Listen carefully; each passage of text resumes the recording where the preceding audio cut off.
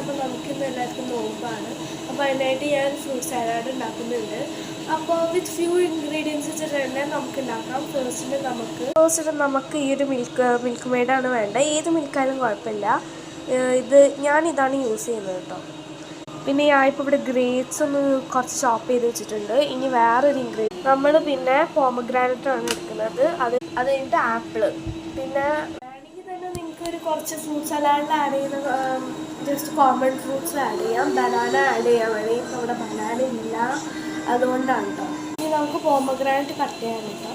അങ്ങനെ ഞാൻ സെപ്പറേറ്റ് ആയിട്ട് ഒന്ന് അനാർ വെച്ചിട്ടുണ്ട്. വേണമെങ്കിൽ നിങ്ങൾക്ക് അതിൽ ചെയ്യാം. ഇതിപ്പോൾ വേസ്റ്റ് ഇതിലാവുമെന്ന് വിചാരിച്ചിട്ടാണ് ഞാൻ സെപ്പറേറ്റ് ആക്കിയത്. ഓക്കെ, അപ്പോൾ നമുക്ക് ഇനി ഗ്രേപ്സിലോട്ട് ഒഴിച്ചെടുക്കാം.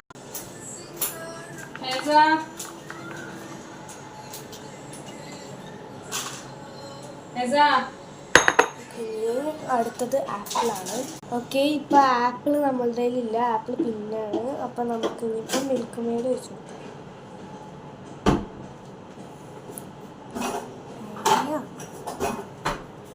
അപ്പം ഞാനതിനെ മിൽക്ക് മെയ്ഡ് കുറച്ചൊക്കെ മാറ്റി വെച്ചിട്ടുണ്ട്. ലാസ്റ്റിലേക്ക് ആപ്പിൾ ഒന്ന് കട്ട് ചെയ്ത് ഇടാനുണ്ട് കേട്ടോ. അതും കൂടി കഴിഞ്ഞാൽ ഫൈനലായി. മിൽക്ക് മെയ്ഡ് വെച്ചിട്ടുണ്ട്, കാണാൻ പറ്റും. അതുപോലെ തന്നെ നമ്മളിവിടെ വൈറ്റ് സോസ് പാസ്ത ഉണ്ടാക്കിയിട്ടുണ്ട്. പിന്നെ വാട്ടർമെലൺ ഉണ്ടാക്കിയിട്ടുണ്ട്. കുറച്ച് നമ്മൾ ആപ്പിളൊക്കെ ആഡ് ചെയ്തിട്ടുണ്ട്. പിന്നെ കുറച്ച് കിസ്മിസ് ആഡ് ചെയ്തിട്ടുണ്ട്. ഇനി നമുക്ക് അടുത്ത് നോമ്പെടുക്കാനുള്ള ടൈമായിട്ടുണ്ട്. ഞാൻ അവിടെ മിക്സ് ചെയ്തുകൊണ്ടിരിക്കുകയാണ് കേട്ടോ.